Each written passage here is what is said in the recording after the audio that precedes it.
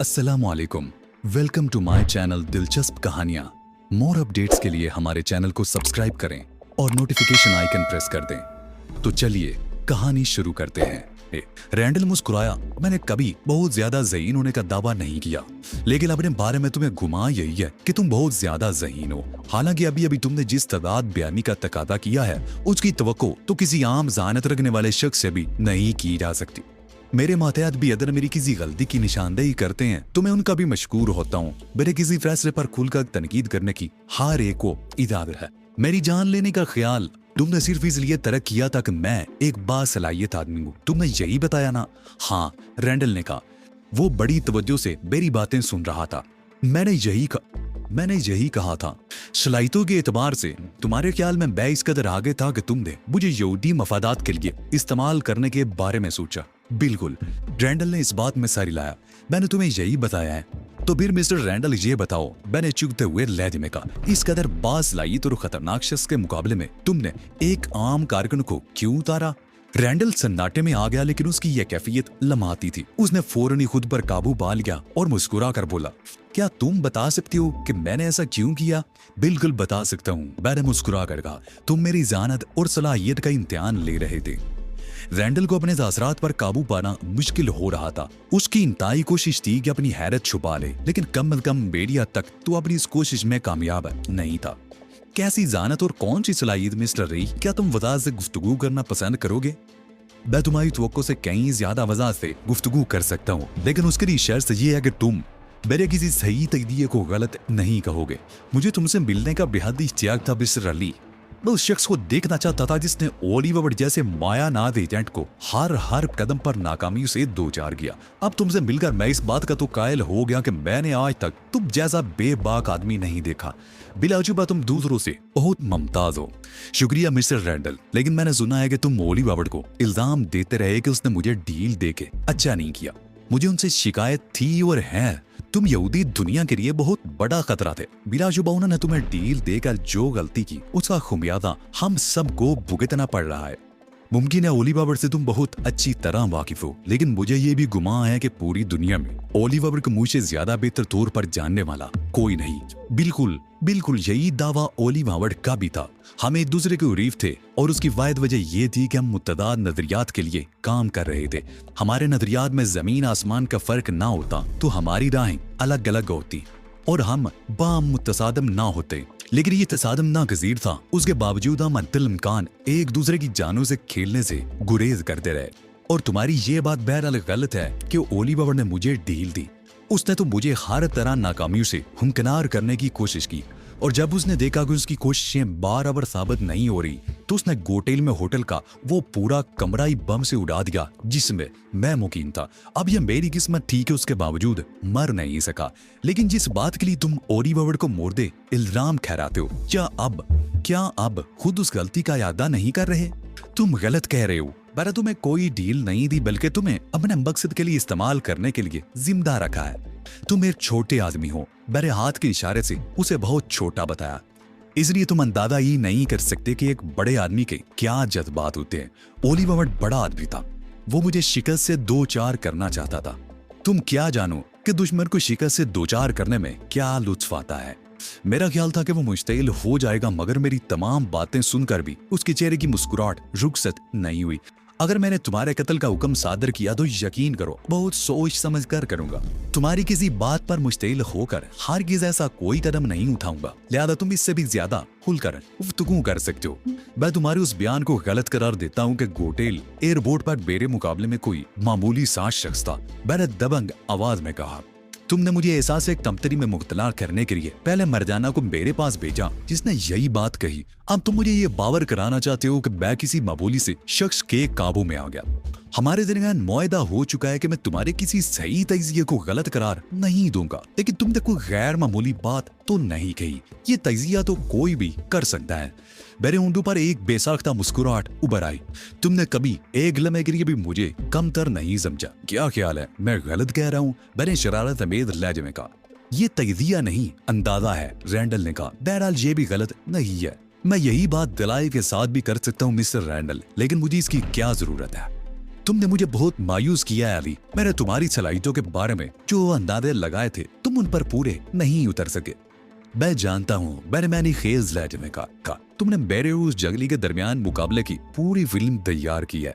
Randall चौंक पड़ा। ये बात भी तुमने अंदाजे से कही? उसका लहजा सवालिया था। जाहिर है कि मरजाना ने मुझे उसके मुकाबले का हवाला दिया तो यकीनन वहाँ इस किस्म के इंतजामात हैं जिनके जरिए किसी की नकल व हरकत पर नजर रखी जा सके। और मैं तुमसे ये तवक्को नहीं लगता कि तुमने उस मुकाबले की फिल्म ना बनाई हो। देखिए ये जरूरी तो नहीं, रैंडल ने कहा। ये तो ठीक है कि वहाँ खुफिया कैमरे नस्म है, मगर फिल्म बनाने की क्या जरूरत है? वो एक दिलचस्प मुकाबला था। उसका अंजाम कुछ ही क्यों ना होता तुम उसे बार बार देखना पसंद करते। तो उसके हाथों मारा जाता तब भी और उसके बरक्स होता तब भी।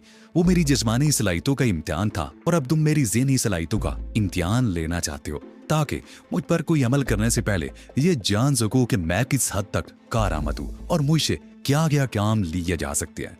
ये तुम्हारी खाम ख्यालियां हैं। मैं किसी शिकस्त खुर्दा शख्स पर क्यों इतनी मेहनत करूंगा? तुम यकीन करना चाहते हो कि मैं महज इत्तफाकनी बार खा गया था या वाकई मैं इतना बोता हूँ? मुझे हैरत है कि तुम महज अंदाजों की बुनियाद पर इतनी सही बातें किस तरह कह रहे हो। रैंडल ने कहा और बहस पड़ा। उसकी एक बहुत ही खास वजह मिस्टर रैंडल, मैंने कहा। मैंने तुम्हारी जगह खुद को रख कर गौर किया, इसलिए इतने सही नताइज अखज कर रहा हूँ। रैंडल ने बेतबारी से मुझे देखा। तुम शायद मुझे तारीकी में रखना चाहते हो। बात दरअसल ये है मिस्टर रैंडल कि तुमने भी इब्तिदा गलत बयानी से की थी। तुम उन लोगों में से हो जो दूसरों पर बहुत कम इन्हिसार करते हैं। भैया किस तरह मान लो कि तुमने एक इंतहाई अहम नौइयत के मामले में किसी और का सहारा लिया होगा। गोडेहिल एयरपोर्ट पर मुझे धोखा देकर अगवा करने का मामला तुम्हारे मंसूबे का सबसे अहम हिस्सा था। क्या मैं गलत कह रहा हूँ मिस्टर रैंडल? मुझे ये बताओ कि मैंने तुमसे क्या गलत बयानी की है ताकि मैं उसकी तस्दीक या तरदीद कर सकूं। तुम बार बार कर्नल शवालू का हवाला देकर गुमराह करने की कोशिश कर रहे हो। कर्नल शवालू ही वो हीरो है जिसने मेरे लिए एक बहुत बड़ा कारनामा सर अंजाम दिया। उसका हवाला देने में गुमराह करने की क्या बात है? मैंने नवी में सारी लाया। मैंने बहुत कोशिश की मगर तुम नहीं माने। मैंने एक ठंडी सांस लेकर कहा यह अलग मामला है कि मैं मार खा गया और तुम्हारे काबू में आ गया मिस्टर रैंडल। लेकिन तुम्हें ये नहीं भूलना चाहिए कि ओली बाबड़ मुझे अपना वाहिद रीफ तसव्वुर करता था। उसने मुझ में कोई बात तो देखी होगी। फिर अगर तुम मेरा इम्तिहान लेने पर क्यों तुले हुए हो? मैंने सिर्फ एक बार धोखा खाया है, वो भी इसलिए कि मैं तुमसे वाकिफ नहीं था और तुम मुझसे पूरी तरह वाकिफ थे। इसलिए तुमने खुद मेरे मुकाबले पर आने का फैसला किया। क्या मतलब? रैंडल के ऊँटों से मुस्कुराहट गायब होगी। तुम कहना क्या चाहते हो? यही कि कर्नल शवालू के मेकअप में तुम खुद थे मिस्टर रैंडल। मैंने कहा और रैंडल मुस्तरिबाना अंदाज में कुर्सी से उठ खड़ा हुआ। तहजीब और बुढ़ भी चौंके बगैर नहीं रह सके थे। बरजाना ने भी हैरत से आंखें फाड़ कर मुझे देखा था। ये अंदाजा तुमने किस तरह लगाया? रैंडल ने सिरसिराती हुई आवाज में पूछा।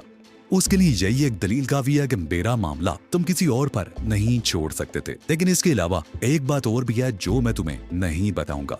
ये अंदाजा तुम्हें अभी हुआ है या एयरपोर्ट पर ही हो गया था? रैंडल ने पूछा। एयरपोर्ट पर तो मैं बेखबरी में मारा गया मिस्टर रैंडल।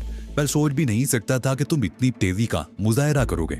यह नतीजा तो मैंने होश में आने के बाद अखज किया था कि शवालू के मेकअप में तुम खुद थे।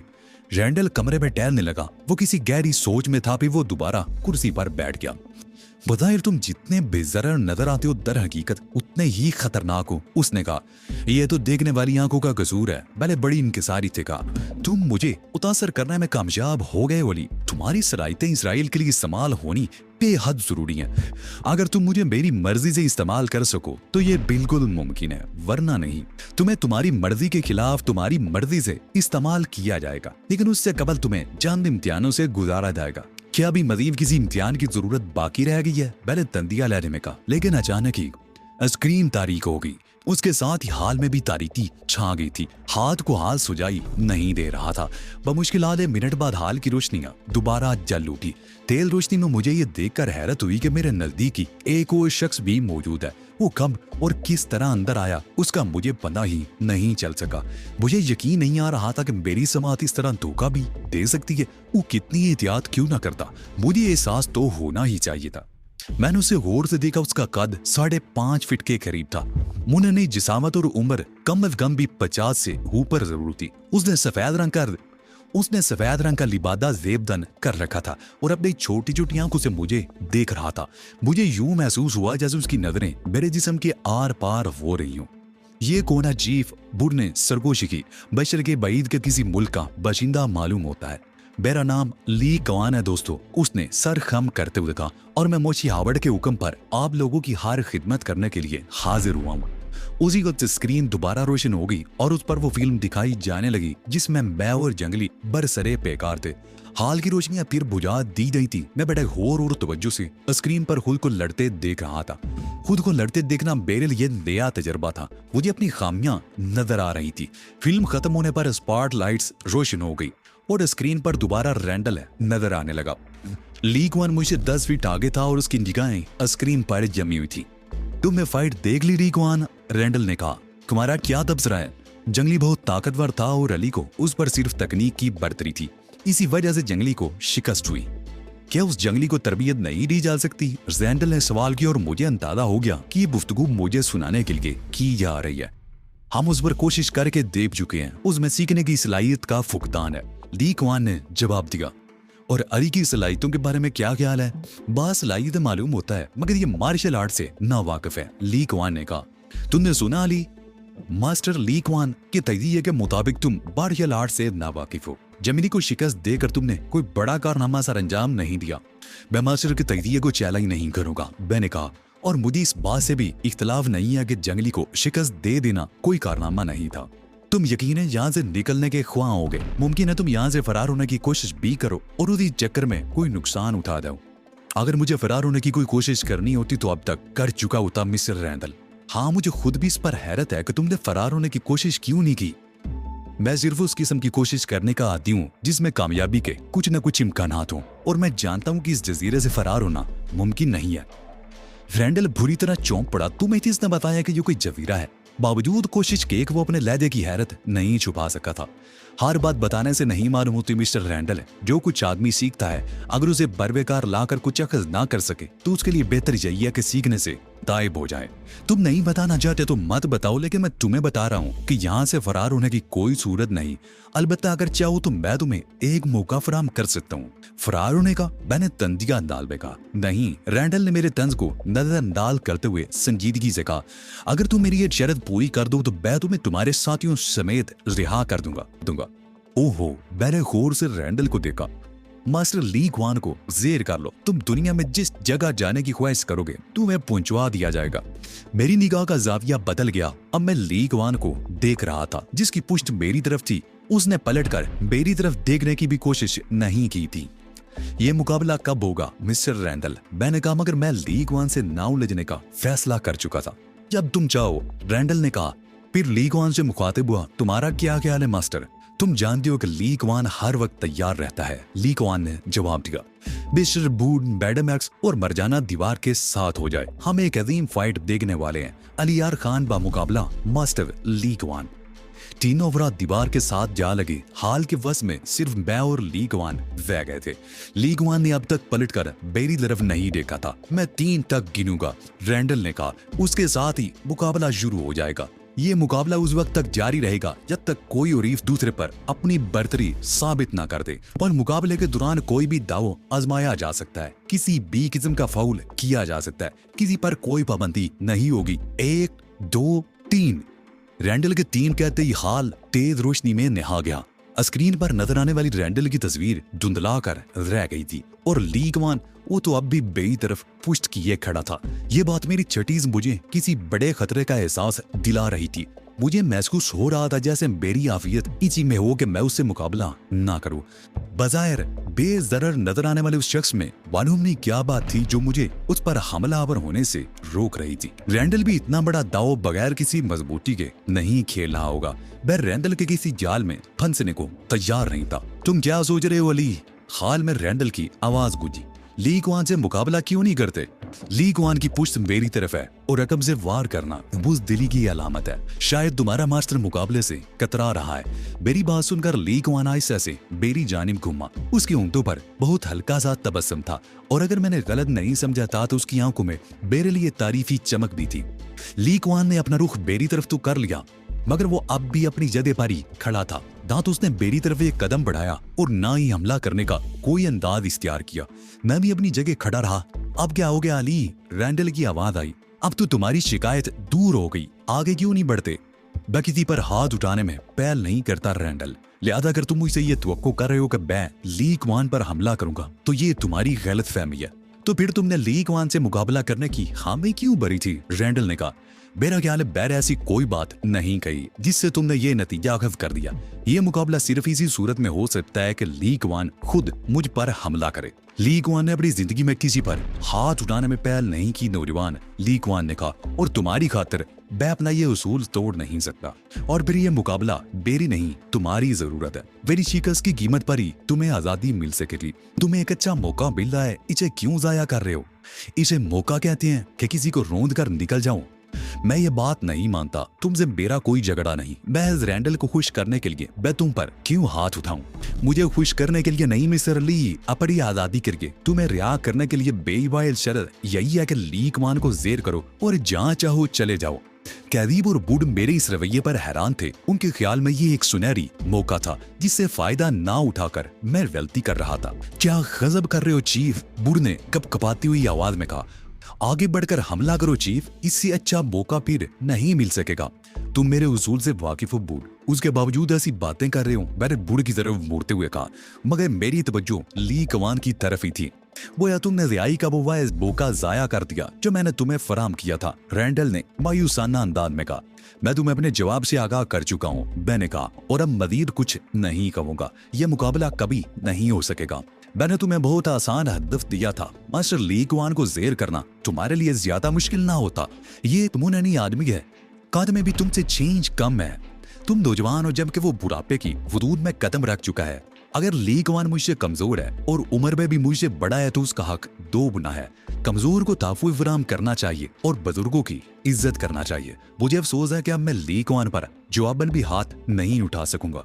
बस तो फिर यह मौका जाया समझो और मुकाबले का वक्त भी खत्म हुआ। अब तुम कभी रिहा नहीं हो सकोगे। मैं तुम्हें डेथ मिशन में तब्दील कर दूंगा और तुम्हारे नजरियात तब्दील करने के लिए साइंटिफिक बुनियादों पर आज से ही काम शुरू हो जाएगा।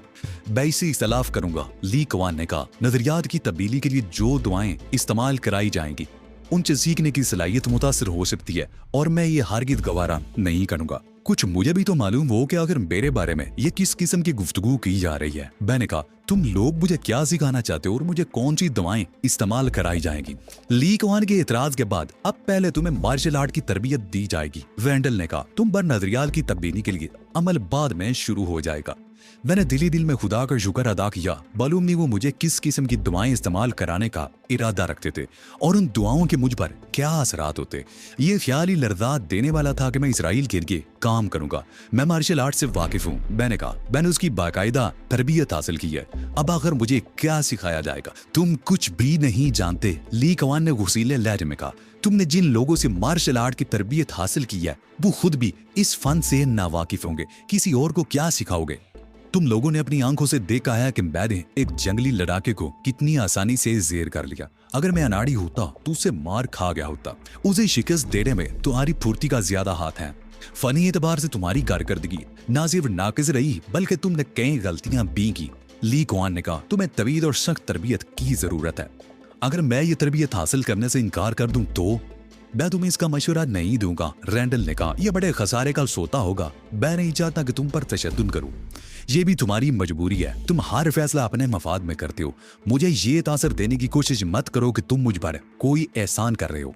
रैंडल मुस्कुराया। मैं कब कह रहा हूँ कि मैंने तुम्हारे मफाद में कोई फैसला किया है? यह मशवरा अलबत्ता तुम्हारे मफाद में जरूर है कि हमसे ताउन करो।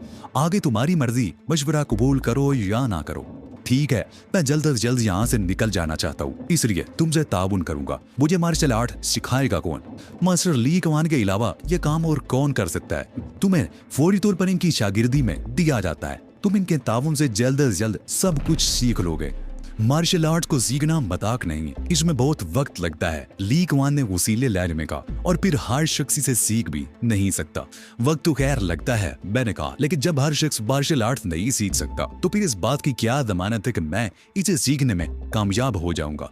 ली कुआन कभी नायल को अपनी शागिर्दी में नहीं लेता, रैंडल ने कहा। मेरा ख्याल है तुम्हारा शुमार खुशकिस्मत तरीन अफराद में होता है।